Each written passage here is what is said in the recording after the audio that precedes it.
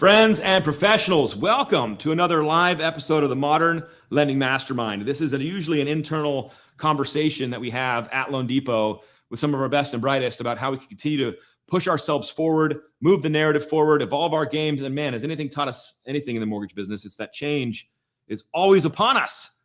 And from what I see, there's a bunch of people joining right now. Welcome.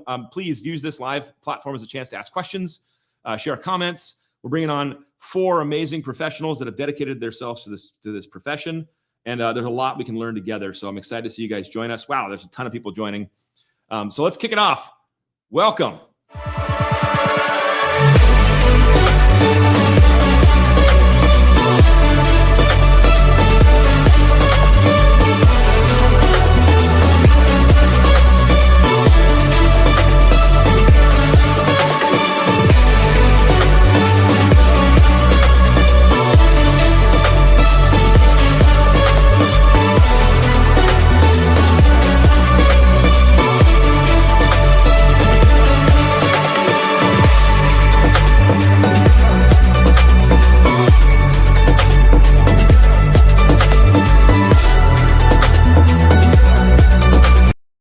All right, let's cock and roll, my friends. So today we're talking about branding, personal branding, reputation building, digital reputation building, things that are massively crucial for the loan officer today. And I want to frame this up before we bring on our first guest.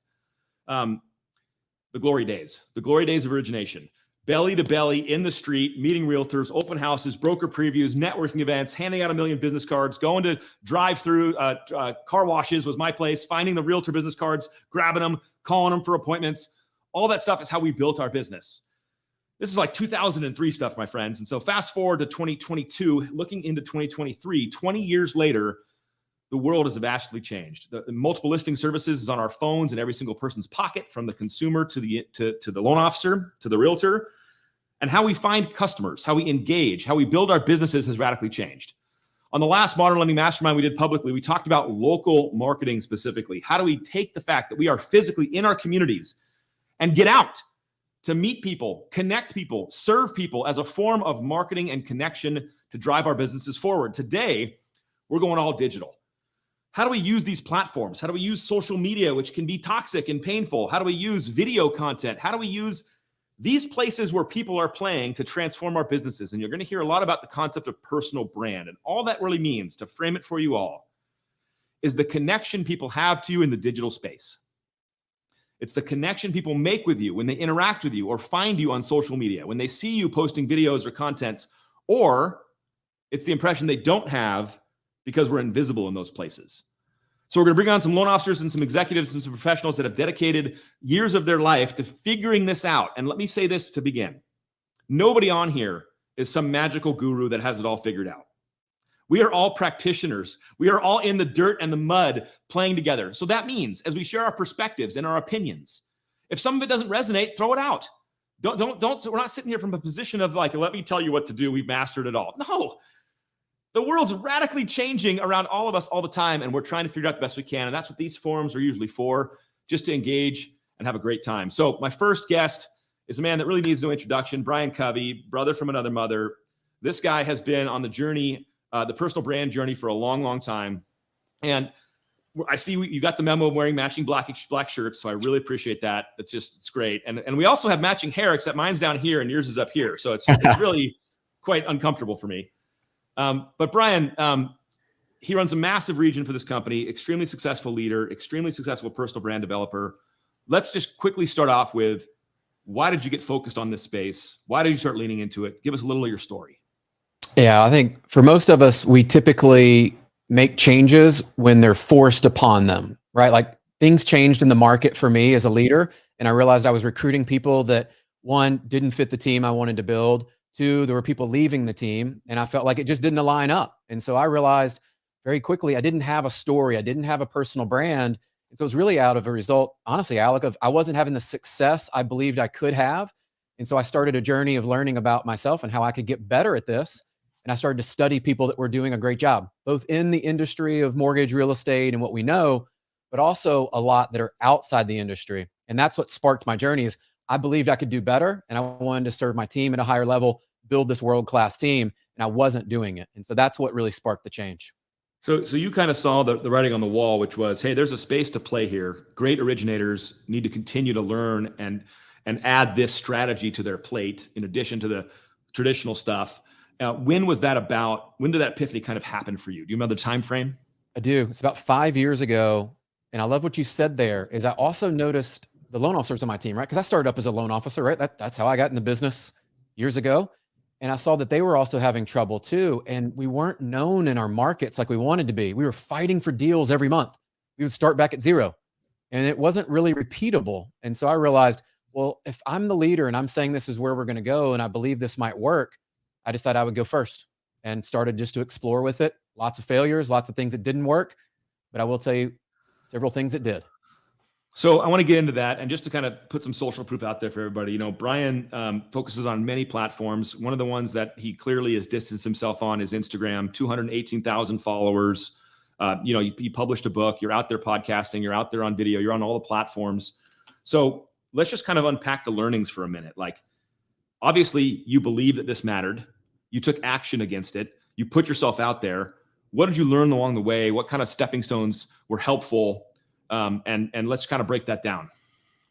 I love what you said earlier. I'm going to start with this because I think what we believe is what is going to transcend into how we act, right? What we believe is how we'll show up. And so one of my friends, Rory Vaden, shared this. Personal branding is really the digitization of your reputation. So hear that again. Personal branding is the digitization, right? Online of your reputation. For a lot of us, we used to rely on our reputation and what was there.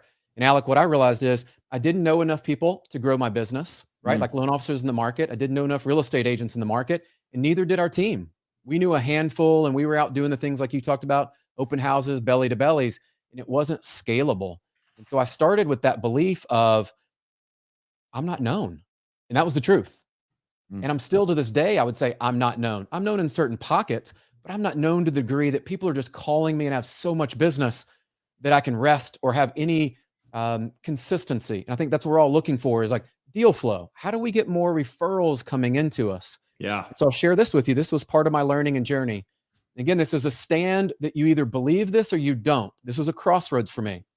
Grant Cardone shared, best known beats best. Oh, I love that. Yeah. Okay, so I struggled with that. I'll be real. At first, I'm like, no, I want to be the best. I'm studying. I have coaches. I'm trying to be the best. In sports, best was best. Like, it was clear, right? Scoreboard. Okay, this is where I would encourage you on my journey. I started to challenge some of my beliefs and things that were done in the past that were actually limiting beliefs and holding me back from success. So either you believe that or you don't. Well, I'm going to give you a different way of thinking, Alec, of what I shifted that to. I took that best known beats best. What if best known also was freaking great? Yeah. Like you were the one when people called you, you also over delivered when they called you. So now you've got a cycle. So I want to be best known and I also want to be one of the best in the market. Combine those. That to me is the secret sauce of how you consistently grow. So let's unpack that for a minute. So let's unpack best known. Because I agree, and I think many people listening would agree, you could be the best mortgage professional in the world. And if 5 people know that, you're not going to be as effective or potentially as successful as somebody who's good at mortgages and has 5,000 people know them. So it's, yes, Johnny, good to see you, buddy. Yeah, it's a great quote. So to get best known, we know the physical local stuff, the networking events, the previews, the belly to belly, the meeting agents. None of that's super scalable though. When you get digital, what are some of the tactics you're using to become best known? How do you become best known? I love this. I'm going to open up my playbook for you because I've been sharing this and I'll share with you what's worked for me so you can literally replicate it. I'm going to start with the podcast and I'm going to say this. Not everyone has to launch your own podcast. I'm going to give you a couple tips that you can do if you don't have one. But let me start with why I launched it and what it's done for me. I launched it right before COVID, right? So 2.5 years into this. My idea and kind of the genesis was I knew some cool people in the industry. I wanted to share things that I was learning and I wanted to bring value back to the marketplace. And at the same time, have great guests that I'd be able to reach their audiences. So it's 2 plays. Very simple there. Okay, let's say you don't go down the podcast route. Clearly that's worked for me. I enjoy it. But you say, Brian, I don't want to do a podcast. Don't want to set up. Don't want to do it. Great. The other way that I've been able to scale my audience, and I think I've also been able to scale my network and community, is I go on other people's podcasts, right? Yeah. Like I've been on yours, Alec. I reach out to people outside the industry, inside the industry. If you ask most people that have a podcast, hey, can I be a guest on your show? Here's what I do. Here's the value I can bring to your audience. I will just tell you 80% or more will say yes. You're probably not getting on the A list right away That's right. but you should think about, could you be a guest on someone else's podcast, which will then launch you into other people's networks. That's what I discovered very quickly is, wow, I'm on Alec's podcast. Alec knows Renee Rodriguez, right? Like our friend. Okay, you go on Renee's, then they introduce you to more and more people. It's just like that great real estate agent you work with. You do a wonderful job. They introduce you to everybody in the office because they loved you. The same could be true through podcasting. So that would be strategy number one. You could do it today. Brian, let me put a little asterisk on here for everybody, because what stood out for me just now was this is literally the definition of networking. It's networking, and it's reaching out, just like we would do in the local physical space. Hey, can you introduce me? Can I come to this event with you? And you walk around, can you introduce me to these people? I don't know them yet in your office. Like we know this. We know how to do this. This is the exact thing, just flipped digitally. And it's great. Keep going, dude. Okay, the next one I'm going to tell you that was really breakthrough type action for me is I was one that I didn't spend money going to conferences. If I did, I bought the cheapest ticket, right? Like the entry level. And I'll just share with you my personal experience of when you go to these, there's two things you want to do. Just cut to the chase. You want to upgrade your ticket. If you can get CEO, VIP, whatever it is, and get some time with the speakers and other A players that are in the room, you want to be in the extra sessions, not just the main sessions. That's where relationships are built. That's where your network will grow. And what I would also share with you is a lot of us go to these conferences, right, Alec? And we go, man, I want to see the speaker up there, like Ed Milet. I want to meet John Maxwell. The reality is they're not going to do a deal with you or I today. That's not who your audience. But what I found is the people sitting right beside me paid the money I paid. They're probably just as engaged in growing their network, their brand, their business as I am. And for many of these conferences I go to, there's real estate agents sitting there that will introduce me and go, hey, Brian, I know an agent out in Salt Lake City, or hey, I know an agent in Florida. So now I'm starting to become a connector for other people. And that is where I've really differentiated myself. I would say leaned in on this is because many times it's not going to be in my region. Many times it's not going to be directly given to me. But if I can start to be a connector for other people, what do you think they're thinking? They want to reciprocate that love and that kind of like, wow, Brian gave something to me. So I'd say strategy number 2 is going to these events and how you actually show up to the events. That has been huge for me. Is there another major strategy that stands out for you? Yeah. So I went through this, and I've shared this before. It is simple, and I'll break it down because I've talked about it before. But when we get on social, a lot of us are like, I don't want to do video, Brian. I don't know what to say. I don't want to create content. Where I would start today, and this is how I actually scaled when you see the 200,000 followers and LinkedIn at 50,000 or whatever, really how I built it was I went on and I was shy and afraid of what to post, and I would post the quote cards. I started to engage in people's content. I had a list of 25. I eventually got really good where I could scale it to 50.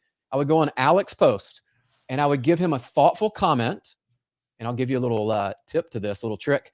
I started to use the microphone and I would talk out what I would say, and it cut down the time. Because when I type, I misspell, I have to do typos.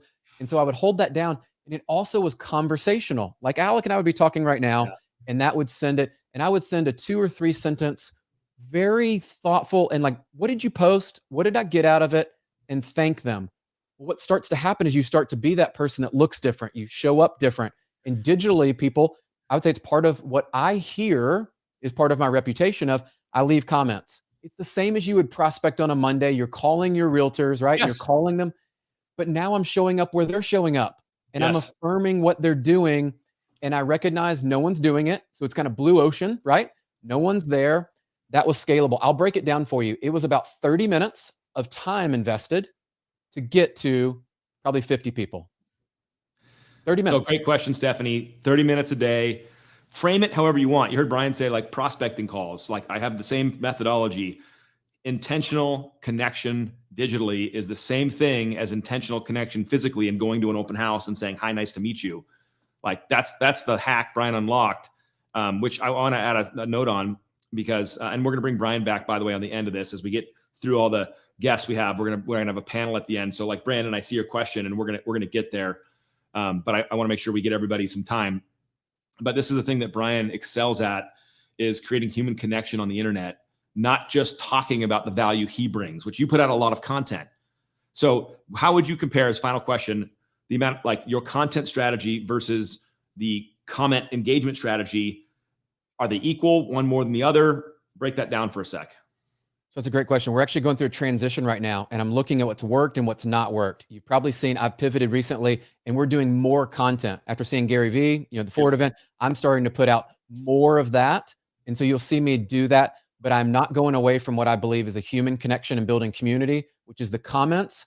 And my goal of those comments is someone's going to engage just like a call, and I'm going to move them into a real conversation in the DMs or to an actual phone call or meeting. My goal is always to move them off the platform to real life conversation. And so, Alec, I am amplifying up now. I'm sending out probably 2 pieces of content a day. And by the way, they're the same on all platforms for me right now. Consistency is easy.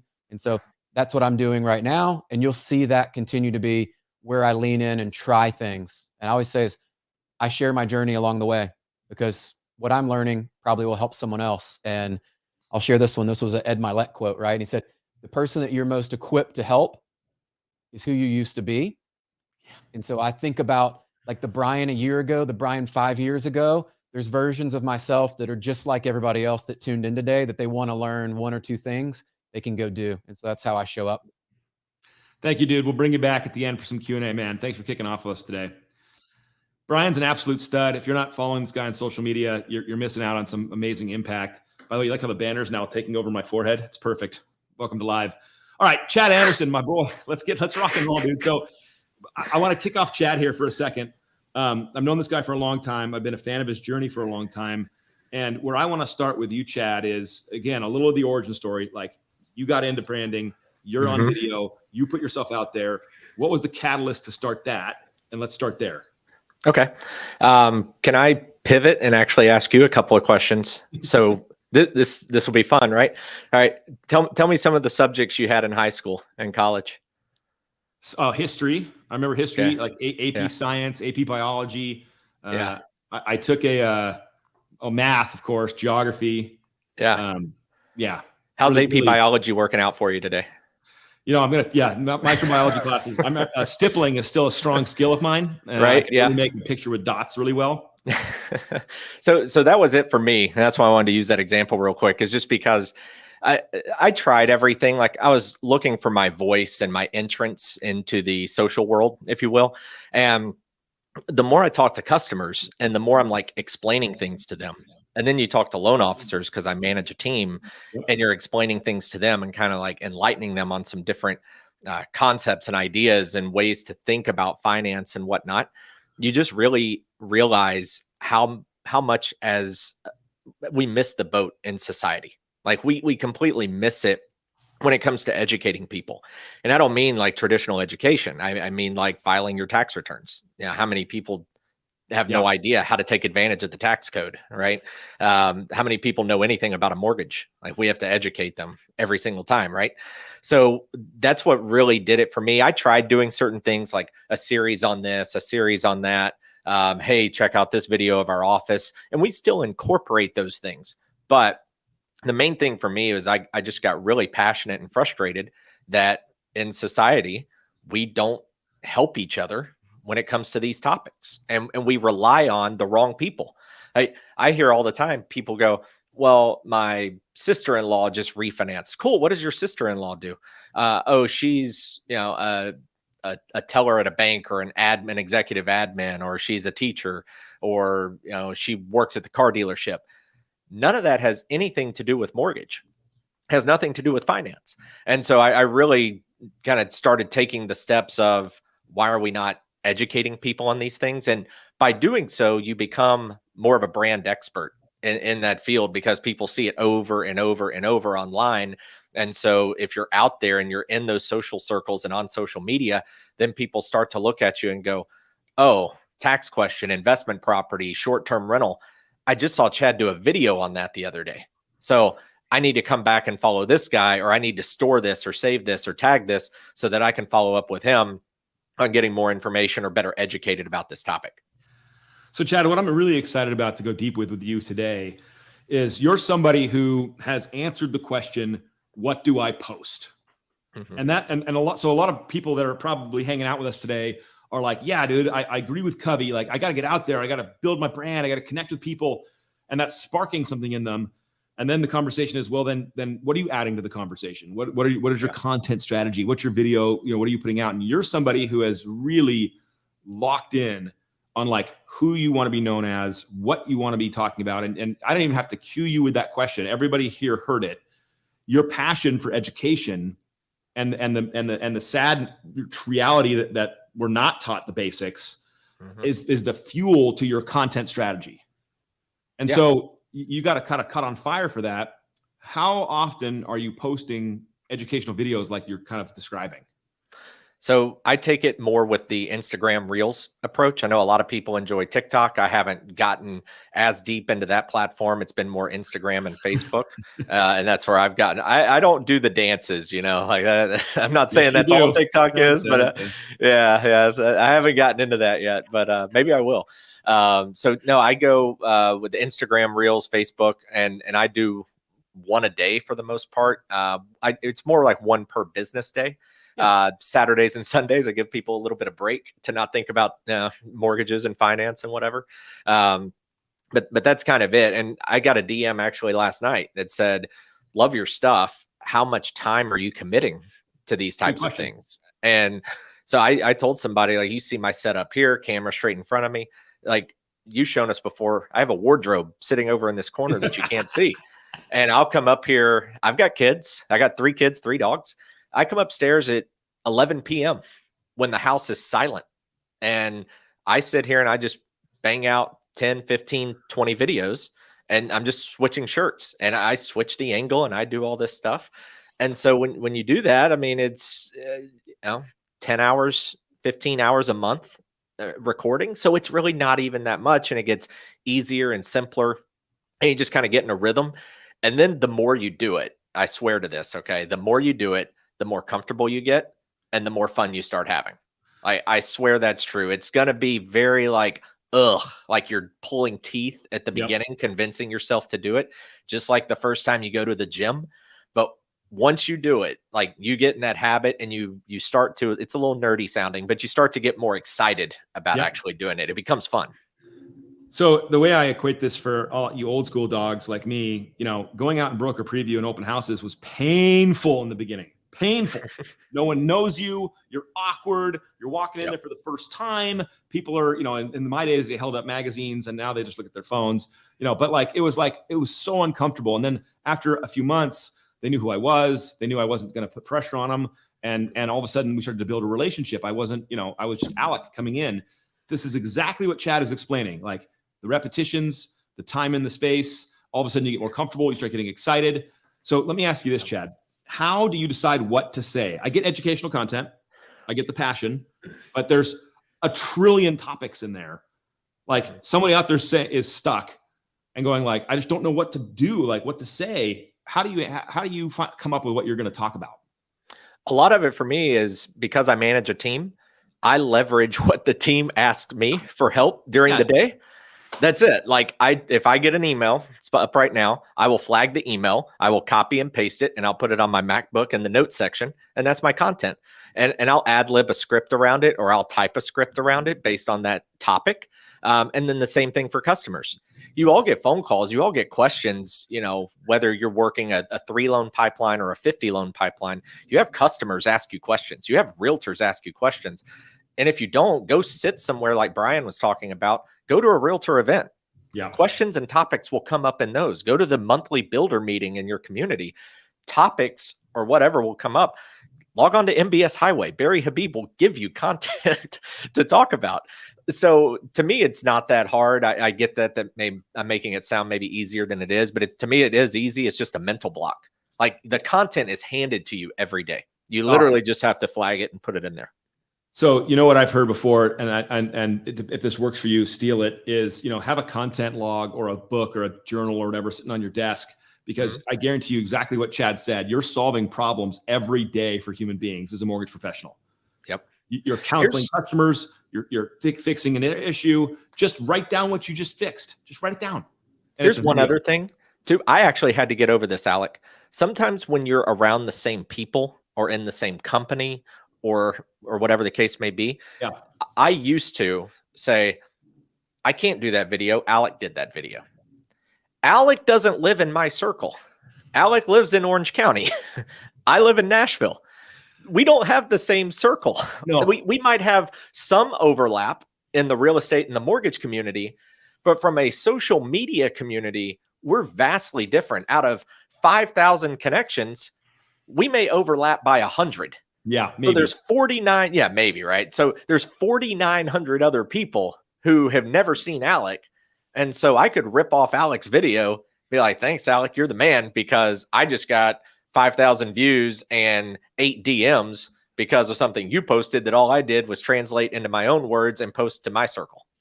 By the way, let's just sit on that for 2 seconds, right? Like debt to income ratios. How much down payment do I need? You know, how do I buy my first house and all the issues that are required in that, right?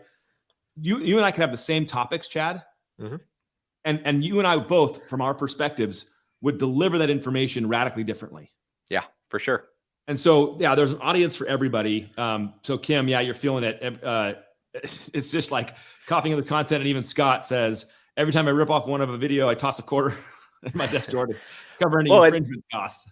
And that's it too, because everybody's personality is different. So like somebody may deliver the message like an accountant would. Yes. Somebody else may do a dance with it. And, totally. And they're both fine. It should literally be who you are and how you deliver the message, like you said. Oh my God, it's so good, bro.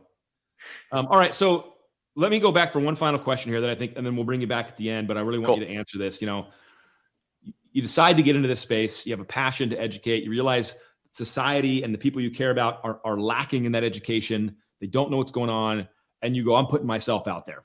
Okay. Did you experience any blocks, any barriers to getting yourself out there to start sharing your stuff? You won't like my answer because I have a broadcasting background. So it's so for the person like that, it's a little harder to maybe get off the bench and get in the game kind of thing. Like it wasn't as bad for me because I just had that background already where I wasn't as nervous with the camera. I will just say your dad says it best, Dan, talking about like you literally just hit record. And if you don't like it, you hit the trash can icon, hit yes, and then record again. Like it's so easy. And so that's all it is. And it doesn't have to be perfect. What I will tell people that may answer your question and help them a little more from a different angle is I went through all kinds of different what's working and what's not. I was recording 45-minute podcasts. Yeah. And I found out nobody's watching this. Yeah. And I started thinking about it. I'm like, why? Chad, would you sit down and watch somebody's podcast for 45 minutes on YouTube? Like, probably not. So I started going into why is nobody watching? Why is nobody engaging, sharing as much as other people? And so that's where I made a ton of mistakes. And I wouldn't say mistakes because they were lessons and they were reps and whatnot. But I just learned what's working over time. And for me, it was more educational. And we still have fun. And I include like personal stuff and family stuff and weekend stuff. But then it was short form content. Yes. And now that has led, it's like a carrot. That's all it is. And that has led to it. So do short form. And then if somebody like is super engaged on that post, well, then create a 5-minute video. Yes. But ask yourself, how often are you scrolling through Instagram, which they actually took the feature away. Now they don't do IGTV anymore. But how often were you like scrolling through and you're like, I'm going to sit here on my cell phone and watch a 7-minute video? Like it's very, very rare. Like you've got to have a mega following or account. And so we just kind of pivoted that. But point is we made tons of mistakes and we still make mistakes today. So it's just doing it and learning. It's the perfect transition, Chad. And one of the core things I want everybody to hear that hangs out with us today, you're going to hear from 2 other great professionals and my commentary along the way. There's no path that's ideal for every single person. Right. You know, you heard Covey talk a little bit about how podcasting is influential and important for him. And then you heard Chad say in the next sentence, hey, I played that game. And then I was led to these games where now I'm getting more success. It's all comes down to being a student of your own experience and just understanding, like, I don't even consider them mistakes because if you didn't have that experience, you wouldn't know this was working. So, you know, it's all just, there is trial and error in this world. And so answer Kenny's question really quick before we move on here. How long then is your short form content now? Yeah, it's under 60 seconds. And don't try to max it out every time. Like if it's 25 seconds, there's no reason to ad lib for 35. If it's 25, it's 25. If it's 48, it's 48. Like just do whatever's necessary and then be done. Love it. All right, dude. Thank you, bro. We'll bring you back again. Thank you. You're a rock star. Juan, let's go, my friend. Speaking of multiple paths, first of all, the dance is good. Yeah. So you got Superman in the back. I've got Batman behind me over here. So we're gonna have to fight that out later on who's the best. But thanks for joining, dude. Oh, you're muted, I think. Still, hold on. There we go. Now talk. I'm excited to be here, man. I appreciate the opportunity to be here for sure. So you dove into TikTok. That's where we're gonna go. So we got podcasting, we got reels and shorts, and now we're talking TikTok for a second. First, what made you get into social and get active? My kids. It was kind of by accident.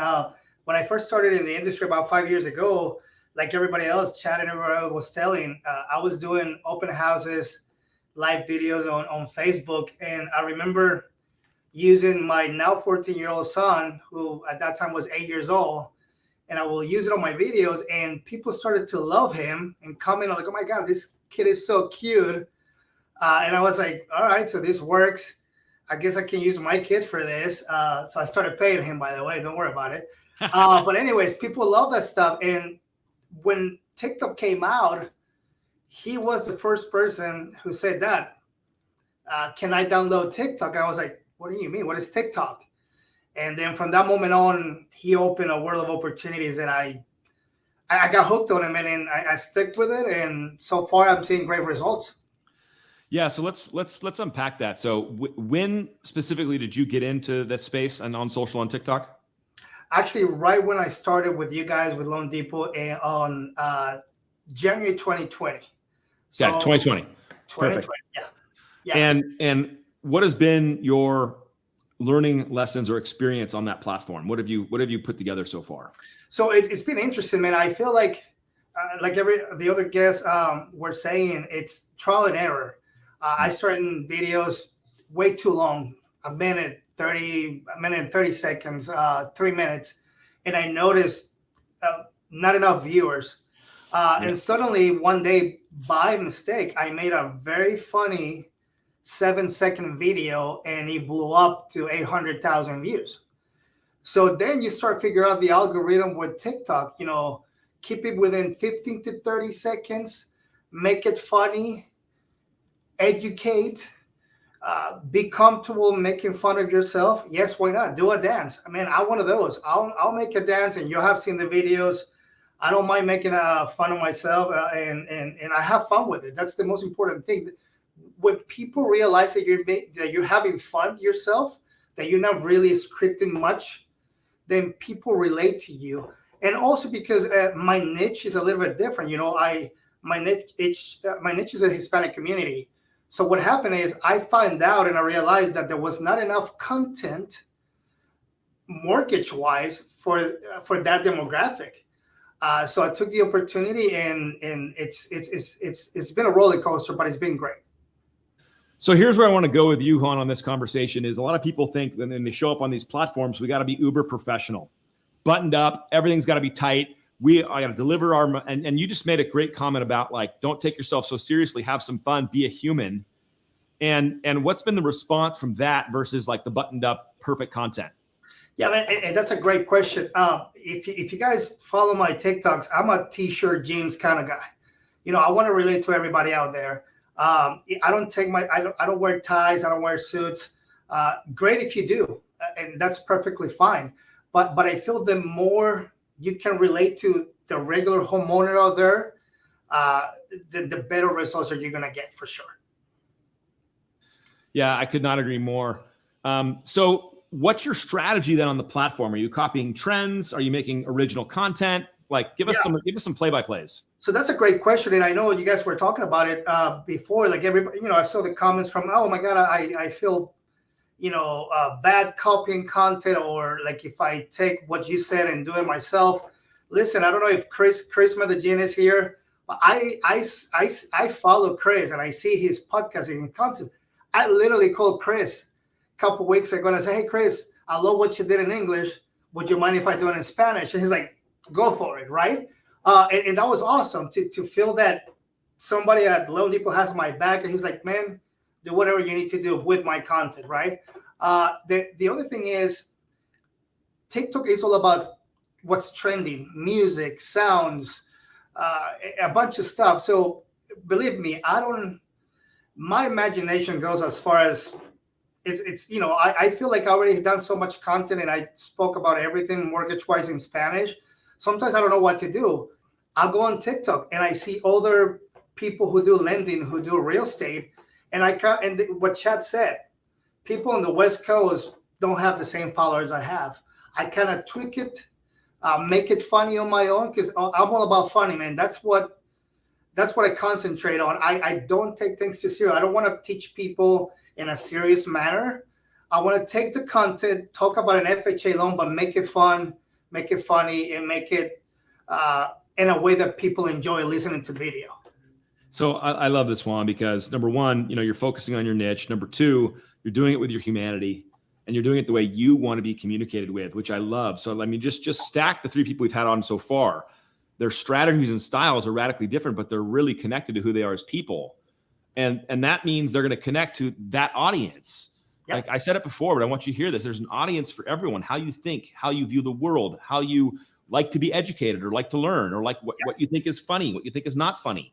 All those things connect human beings. And so, Juan, what's been some results? Like, so you're out there, how often are you posting? Let's start there. And then what do you think how's this adding to your business? So I love Gary Vee, and I follow Gary Vee, and Gary Vee talks about posting 7 times a day. I honestly, I don't think I could do that, but I've done it about 2 to 3 times a day. And it's not necessarily, and listen to this, it's not always about what I do. It's not always about lending. On a Monday, I can post 2 funny videos that have nothing to do with lending.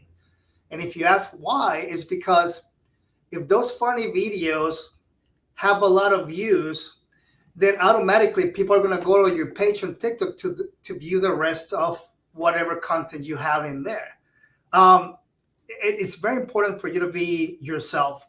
If I can give you some data, and this is very impressive, this is why I tell people, hey, get into TikTok. Yeah. There's TikTok right now has 1 billion users. Yeah. It took Instagram and Facebook about 7 to 8 years to get to that point. It's the fastest growing platform right now out there. It's the #1 app downloaded in Apple, the Apple app. 62% of the users on TikTok, listen to this, are between the ages of 10 and 29 years old. There's your target audience, your millennials, right?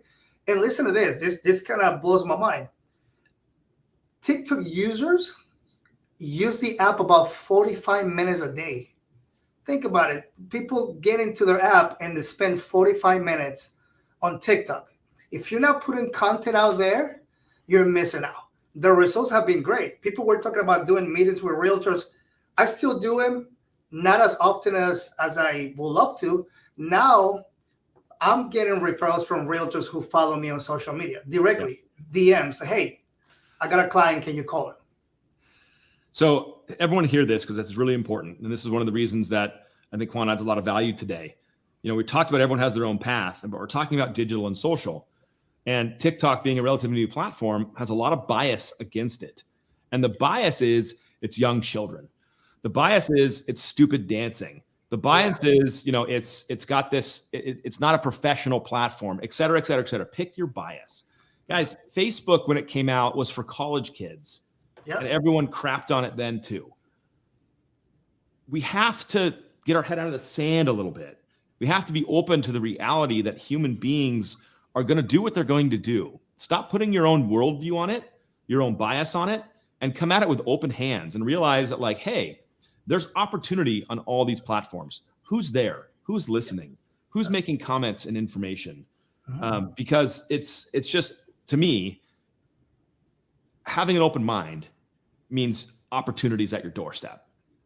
If you close off on social media today, you sound to me like the exact same loan officer in 2003 who would tell me, Alec, I don't go to open houses and broker previews.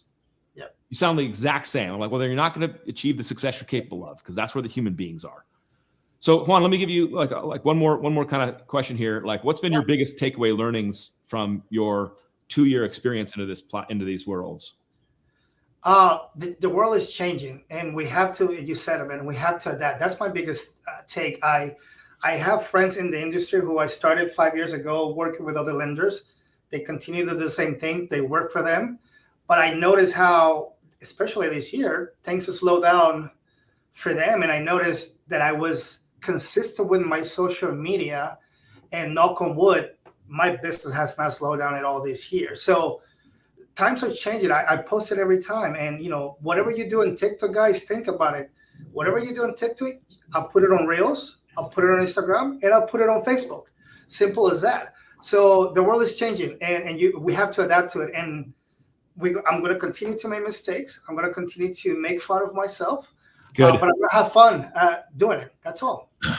Hey, bro, thanks for joining. We'll bring you back on in the end for more questions. There's stuff piling in. We're going to share handles at the end. My producer, Mikey's putting all the handles together for in a comment. I'll get them out there. So thank you. I appreciate you, man. Yeah, man. Anytime. All right. Now that he's gone, we can all admit that Batman's better. Absolutely, by far. I mean, come on. Superman's got unbelievable powers. Give me a break, dude. What does Batman have? Nothing, but it's just will and intent. Okay. Stacy. Shira. How about that? What is okay, Shira? Yeah, I'm with you. Oh my God, good to see you, Stacy. So you're rounding out today. Last guest. Background though. Hold on. So someone's playing a rock guitar. Do you hear that, or is that just me? No, I hear it. Okay. Is this someone in your house just jamming? We're gonna have to work through it because my house is being renovated right now. Yeah. I love you. That's the best. And we're live and let's party. I actually have people like vacuuming all over the office, so it's fine. Yeah. All right. Let's start with the same question. You're very prolific on social media. You're on all the platforms. You can come out there in great ways. Let's start with why? What was your inspiration? When did you get inspired? Why? Yeah, I just saw that the world was changing, right? Quite a few years ago at this point, maybe 4 years ago. I didn't want to do it. I tried to get my team to do it in all ways possible, like free trip to Hawaii, $5,000. Like, who's going to do it? Like, if you do this many posts over the next 12 months, I'll give you this. Nobody did it. Nobody did it. So I was like, okay, I'm going to do it. Stacey, you're going to do it. And so I was so scared. I hired a makeup artist. I hired a film crew. Yes. I wrote script for like 6 months. I was ready. I went and I whatever, the day showed up, and it took, I'm not kidding, 8 hours to get through one script. And it wasn't good enough. The film guys, they were just like, have you ever done this? Like, can you smile? Can you talk? Like, we need to come back. So I had to rehire the makeup person, rehire the hair person, because it was not the way I look. Like, this is the real me. So I learned really quickly, then don't ever do that. Just show up the way you are. Don't do that. We never even released those videos after all the hours and time spent. I just had him email to me last night. So, and they're not that bad, but I don't know. I just got so in my head about it. But I eventually obviously got over that. And I was like, I wanted to show my team. That's really what I wanted to do. And so I didn't give up and I kept doing it. But I can go back and now show my team, like, look how hard it was for me. And I truly believe if I can do it, anyone can do it. I mean, you guys, I'm closer to 50 than 40, and I'm doing it. I'm like, Mon, my kids are helping me. They're showing me how to edit and do stuff. And it's just super fun. I love it. Okay. So when was the video crew? When was this? Oh man, I want to say maybe 2018, 2017. That's so good. Okay. So I just want to put the timing up for everyone to see because, and let's unpack this a little bit. You put so much preparation into that, hired a crew, makeup, scripts, everyone coming together. And then if you fast forward to today, what's your setup look like? Yeah. So, I'm now in my basement. I have my own little light. No, but you can literally, you can do what I can do with the film crew with your phone. You truly can. And but I still go to the film crew, same film crew for me. They're awesome. They help me with my long form videos, but I write my own script still. I have a coworker that helps me with that, but we both do it. We steal other people's stuff too and do all those things. And I'm like, oh gosh, I need to go to the studio in 5 minutes. And I just go out the door. Like, I don't worry. It's just nothing, right? Like, you guys want to, like, this for me is a lot of makeup and I'm done up to date. This is not, normally you just see me in a hoodie and let's just go. Cause it's not about the way you look. I mean, in fact, I'll share this. Nobody cares. Nobody cares the way you look or the way you sound except you. So Okay, hold on. Yeah. We got to talk about that. It's a huge thing because what I love about your journey and all of our journeys, except apparently for Chad, who just jumped in there and had like, I have no problem being on video. I've got a master's in broadcasting and I'm just the man. So thank you, Chad, for that contribution. But for like normal human beings, getting on video, getting out there is incredibly stressful. Yes. It's incredibly, you get a lot of fear about who's going to view this. Am I going to say something wrong? You got a lot of insecurity start piling on. And many people, just like you, Stacy, have 45 videos filmed in their phone that they're never posting because they're like, that wasn't good, delete. That wasn't good, delete. And so it's a real thing. So when you say nobody cares, like, what do you mean? And what's been your history and learnings in that? And unpack that, please. Yeah, well, and one quick thing, I went because Chad was like, well, it's no big deal, just hit the trash button. Well, I was hitting the trash button so much. I went and started out, I jumped into lives because I was like, I can't trash it. Like, I just got to go out there and get used to this. So that was kind of my pivot early on. Like, and I don't necessarily do that, but I think so. When I went through a process the last couple of years, I literally gained 40 pounds. And so like every video I was like getting bigger and bigger and bigger. And no one said anything. And I was just so embarrassed. And I was like, I don't know, we all care about certain things about ourselves. I'm a very tiny person, always have been, but I don't know. I hit my 40s and the weight just came on, right? And then I started losing it all and no one ever said a thing. And I'm like, oh my God, I look like two different people. And nobody, I mean, maybe you noticed, but nobody said anything. They weren't mean. They weren't nice. There was nothing. And I was like, who cares? Nobody cares about me. Like the way I look. They care about me, but not in our voices, whatever. Just get over it. Don't worry about the lights. Don't worry about if you have the right outfit or the right sound or the right microphone. You really just go out, shoot something on your phone and go. And when you talk about not having content, oh my gosh, just get on a Zoom, get on a stream like this, just call up your buddy Alec or call up someone like me, whoever your person is, right? Yep. And just have a conversation. I could talk to Alec for days about social media, literally. And we could just hit the record button while we're just having a friendly conversation and I would have content for 3 years. So just start recording your conversations. You are the content. Don't make the content. When I write scripts, it's because I want to share, why you should get an FHA loan. I want it to be accurate and correct. And so it's scripted out. Otherwise, don't do that. So I want to, you can make it as simple or as complicated as you want to. I want to punch home on this quote that I just dropped into the feed here, and I'll show it on the screen. It absolutely has defined, my strategy on this. And Stacy just exemplified it so perfectly that I want to share it. And it says, it's from David Foster. He says, you will become way less concerned with what other people think of you when you realize how seldom they do. We are such a self-obsessed humans. We can't help it. It's just built into our DNA. And the reality is, and Stacy's story is perfect. No one cares. They care about your content. They care about your message. They care about your humor and your style and your energy and your ethos. They're not concerned with what you look like and sound like. And that's the biggest lesson I hope somebody can pull from this. Yeah, Angela, just do it. Angela, you're another great example of somebody who's really leaned into the space. So it's fun to watch you going. So Stace, how do you balance the strategy of your content? Because you have fun stuff, silly stuff. I saw you brushing your teeth the other day. I've seen we both own bulldogs, so you automatically go up in my friendship level because bulldogs are the best. Totally, and they just got their own Insta page, so we'll talk about that. Reach out to me if you want to follow my bulldogs. Brian's obviously stealing my questions because I'm stop stealing my questions. So let's answer this. Business, personal, relational. Let's go.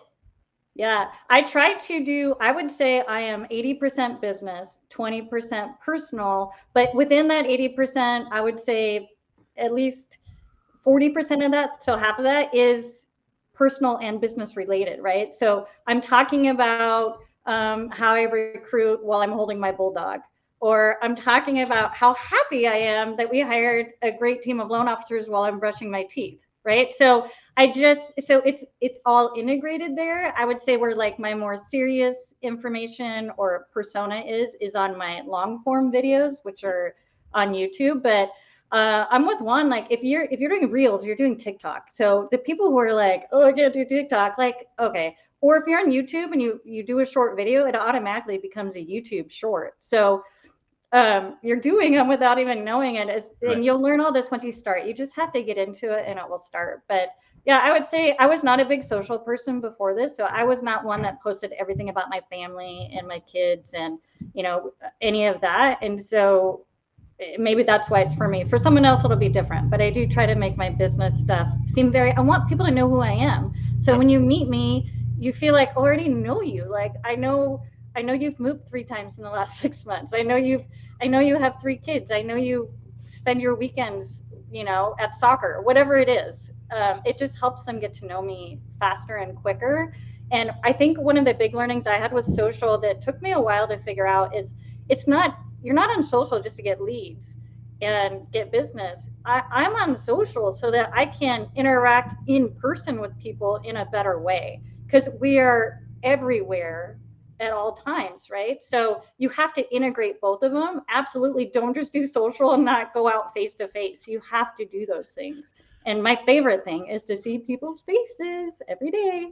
I know you're such a lover of humanity, and you can see it from like your team and everything else. But here's what I want to nail her point, because if you missed it, you missed a key learning from today's conversation.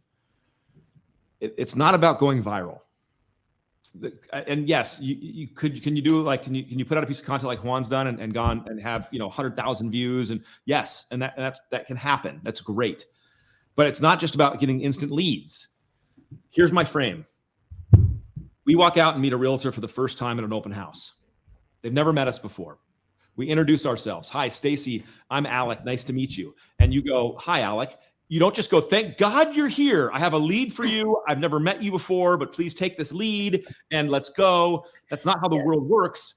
Instead, it's the 17th time I've seen you. It's the 18th time. It's the 23rd time. It's the business meeting and coffee I finally got you to agree to that builds that trust and relationship. So to Stacy's comment that I want you all just to really let land, you're building human connection. Our business has been about relationships since the dawn of time. Use these platforms to create those relationships, to connect with people, to share your insight. Because to Stacy's comment now, if she calls a recruit or she calls a business partner that she's looking to work with and bring into her team, they know her. Yeah. And when you go to see them, like you're not going to go talk to them 5 times in one day, right? But you see them face to face, I don't know, a couple of times a month, and you connect with them on social. And then that's where they see, I post 4 to 5 times a day on all different platforms. And so they see so much more of me if they happen to be that person scrolling through whatever for 45 minutes in the evening, because they're seeing all that content. And then they'll hopefully see it when you show up. And when you get comfortable with this, you can offer that to your partners, right? Like, I'll help, let's do a content. Let's do a TikTok day. Let's do it together. It's so much easier with a friend, always. So that's where I kind of want to wrap with you on the final question here and let you share, like, you've been on a 4 or 5 year journey on this, figuring it out. What have been some of your highlighted best learnings in that time? What would you encourage people with? For me personally, it's just to start, truly. Like when I started my lives, I didn't know what I was doing. I didn't know how StreamYard worked. I didn't know how anything. I'd heard it. I heard Alec, we have great leadership here. I heard people talking about it and trying to explain it. But for me, I actually had to do it to learn it.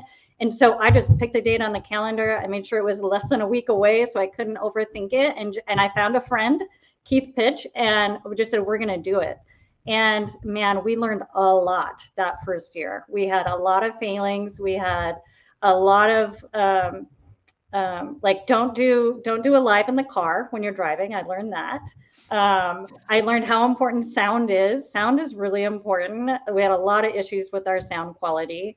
I recently learned though that most people watch these short form videos with their sound off. So one tip I wanted to share is, and tell me if I'm wrong, but I heard I heard it was like 90%, like a staggering fact, are watching these videos without sound. So my next, and I just learned that. So I'm now going to make sure all my videos have subtitles. Yep. So we're just constantly learning and evolving, but truly it's just, my goal was to get haters. Like, don't be scared of the haters. Like, that's how you know you've made it. People are like, don't like what you're doing. And so I only have a few out there, but I welcome more if you want to join in on all that fun. But yeah, just get out there and lean in and learn from others. I'm an open book. I'll help anybody in our industry, outside the industry. It doesn't matter. I think that it's hard to just watch someone like us right now do this if you haven't started, because it seems so overwhelming, but it's really not. You just got to take that first step. Yep. All right, so I'm gonna bring everybody out here, guys. This has been super fun. Let's rock and roll here. Add. Fix this. Boom. Power squad on the team. So many of you could be muted still, so check your mute button. But it's okay to stay muted until we get to the question. Here's our first question that I'm going to dive into. Why is Batman better than Superman? No, I'm just kidding. Okay, so Never.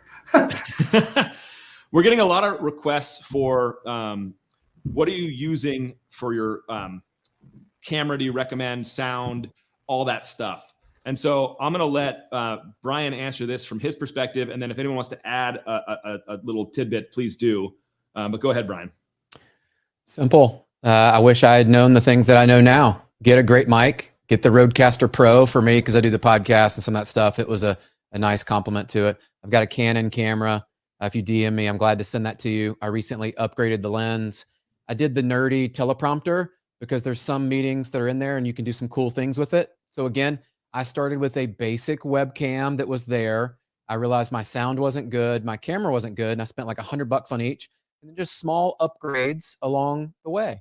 And so I've landed where I'm at now. Alec, we're Canon camera. I've got a Shure mic, which I do love being a musician. These are crisp. These are awesome. Love it. Love it.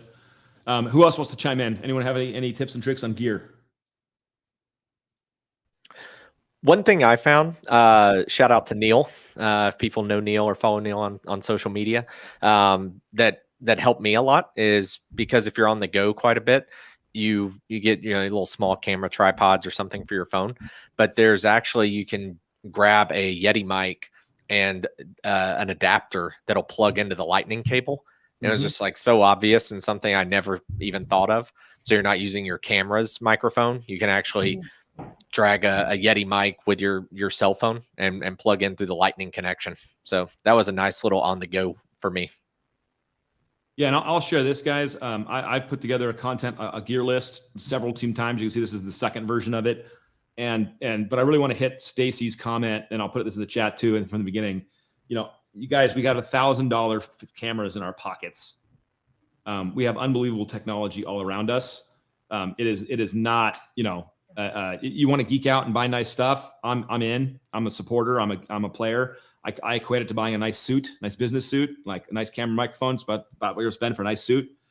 So I'm like, it's worth the investment. But yeah, please don't feel like you got to go too deep on that. Lots of questions on length of content, and we answered it a little bit. But I want everyone to share a little bit on length of content, and I'll start with you, Stacy. What's your take on how long content should be, platform specific or not? How about you kick us off there? Yeah, I mean, it's evolved, and things have changed. Not for me, but just in society, the way we take in content, right? So 5 years ago, it was long form, meaning 3 to 5 minutes, not an hour, but it was longer form. So I still do that. I think YouTube, that's great for YouTube. I try to break out even those long form that are 3 minutes into short, like 15 to 20 seconds, so that they hit the YouTube shorts. But my favorite things to make are the shortest, as short as I can get, like the 7 seconds, the 10 seconds, the 15 seconds. Just get a point across, because we've all turned into goldfish and we just have no attention span, and we're just like, go, go, go, go, go. You want the next thing? So I just want to get their attention, have them see me, and move on. So I don't know. I like short right now, but I do it all every day. Juan, what's your take on the length of content? Oh, we got you muted, buddy. Hold on. I got you. Unmute Okay. yourself. I would say TikTok specific. I don't like more than 15 seconds, to be quite honest with you. Like she said, the attention span is, and TikTok, we have 10 to 29-year-old kids watching this. So if you don't get their attention fast, they're going to be bored and they're going to be scrolling up, But I would say keep it between 7 to 15 seconds. You should be good to go. Chad, Brian, any commentary?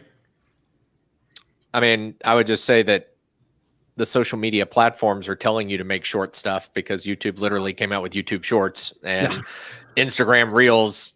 They just increased to 90 seconds a month or two ago. I think TikTok is still 60 seconds, right? Unless you have so many followers or something.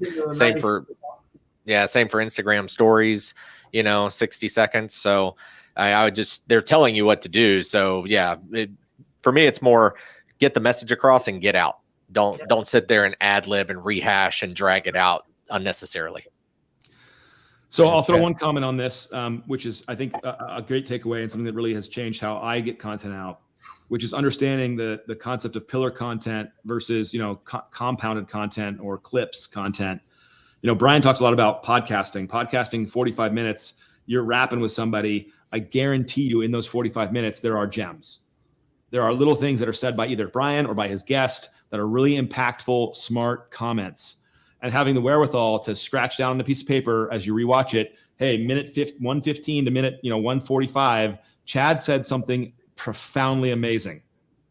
And then just clipping that, resharing that, draws it back into your podcast, but also gives you unbelievable amounts of content for one interview.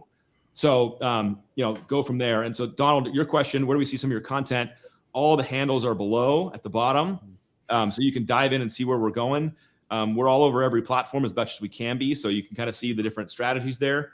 But Robert's question is one I really want to dig into. It's a great question, and it's probably what we're going to end on. So I'm going to give each of you like a minute to kind of comment on this because we've been running for an hour. How do your online videos turn into leads? Do you link for more info? Inter parties DM you? This is because, again, content leads. I love this question. Each of you probably have a distinct answer. So let's just go around the horn here. Stacey, you're next to me, so you get to go next. What's your answer to this? Yeah, so for me, it took a while to get quote unquote leads. I'm not a producer, but I do like to bring in leads and hand them out to my team.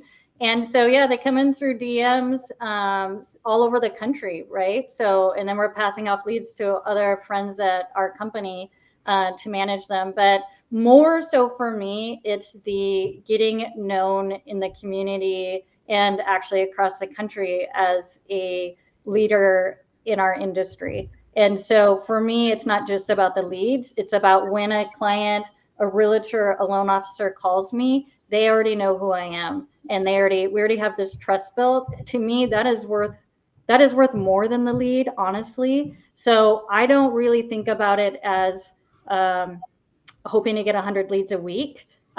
That's not what's important to me. The important thing is that you get to know who I am, but the leads will come. And for me, it comes normally through DMs. Juan, what's your answer to that question? Yeah, just like she said, I think at the beginning, it's not like you immediately get leads, but with time, they start coming through the DMs. And also your videos. Every time I do a video, most of my videos, I always finish the video telling people, hey, for more information, call the number below. I mean, I'm literally telling them, call me, and then I get WhatsApp messages and I get a DM. But again, this is about brand recognition. This is about people getting to know you. By the time I talk to a realtor, you're the TikTok guy. That's huge. I mean, and that's the whole point of social media. It's not, you get the leads and that's great when they come, but it's when you already talk to a realtor, they already know who you are because you were doing funny videos and because their peers share this funny video through the whole brokerage. That's huge, Yep. Chad. So very few of us or anybody watching are going to get rich off of leads generated by this. Like you're not going to have leads upon leads upon leads piling in overnight. Okay. But like Juan just said, when I make a cold call to a recruit or to a realtor or reach out to a potential customer on social media, they at least have seen me or know who I am or know who the brand is. So it's not as cold of a call. The other thing too is you can literally use some of what the platform gives you as a tool. So for example, like in a reel or a story on Instagram, do a poll, like do a trivia question. How much money does it take to buy an investment property? And then have 4 options. And then you're going to find out who knows and who doesn't, and who's engaged and who's not. And then the next question on the next swipe or tap can be, are you interested? If I could get you in an investment property with less than 20% down, are you interested? And those people who tap yes as you go by, because they're just tapping yes, no, it takes half of a second. Well, you get told what the insights are. You get told who's watching, who's tapping, who's engaging. So guess what? Go DM them. Like Juan said, you can do specified, very custom links on your story, on your reel, on your TikTok. Like you can do those things. Tap the link for more information. That goes to a lead funnel. That goes to following up with somebody. So use the tools, and that's where just repetition will make you the expert, and just use the tools over and over with the platform. And then it'll make it a lot simpler, but you still have to reach out. I want to make that clear. Like very few people are going to be like, hey, Chad, I'm ready to buy a house. I need you to call me. That's not going to happen. So you still have to make the effort, but yeah, use the tools and it helps turn cold calls into more warm calls. Brian. It's a relationship game. It's not transactional. If you show up and you're looking for leads, you probably won't find what you're looking for by executing this. What I've found is I've built phenomenal relationships, phenomenal friendships, and people, because we believe the same things and we like each other and we may laugh or do some of the similar things. We like each other's dogs, sports. Guess what? People still want to do business with those they know, they like, and they trust. This is the fastest way I've seen to be able to build trust in a digital world. And then don't forget the skills of being a great human. I'll take Stacy's. So Alec, if I can, I've got a quote that I pulled up, kind of wrap up something that I was thinking about. Yeah. This will help you guys as I was thinking about brand and all. Your brand is a gateway to your true work. I think about Chad, education. You know you are here to do something, to create something, or to help others in some way. The question is, how can you set up your life and your work so that you can do it? The answer lies in your brand. When you create a compelling brand, you attract people who want the promise of your brand, which you deliver. I normally would end it right here because that was profound and deep, but I have to have the last word because that's just how my ego has to deal with this. But Brian, you're the absolute gem of a human being. Final comment for everybody. There's questions in here. Do you use outside third-party sources for editing, and all that stuff's coming to pile in? Here's my quick answer. Reach out to these people and find out. But like, do you make your own flyers that you hand out to realtors? You're probably not making your own flyers. So there's a layer in there of like things you should do and can do and should learn and can learn, to combine that with, do you need to hire a full media crew day one to come out and film like Stacy did? You know, and I hope you heard her talk about her journey on that, because it's the same thing for all of us. The biggest encouragement I give anybody from listening to these 4 people, the same thread throughout every single one of these people, was get in the game. Get in the game. You will learn, you will figure it out, you'll have mistakes. No one cares, but they do want human connection. They do want relationships. They do want trust. And you can provide that by being in this space. So thank you all for hanging out with us today. This was a blast. We're way over time. I'll try to get the equipment link and stuff in the chat later. Love you all. And you know where we're at. We're on the internet. You're watching this stuff. DM. Superman is better than Batman. Yeah, Superman's better than Batman for sure. He wins. Yeah, I get it. But love you guys all. Thank you, and have a wonderful day. Guys. You guys. Bye-bye.